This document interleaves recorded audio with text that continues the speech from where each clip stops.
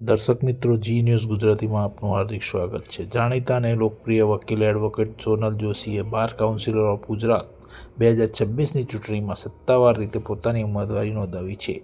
અનેક વર્ષોથી વકીલ સમુદાય સાથે જોડાયેલા ન્યાય, પારદર્શિતા અને વકીલોના કલ્યાણ આ મંત્ર સાથે એડવોકેટ સોનલ જોશીએ મેદાનમાં ઝંપલાવ્યું છે।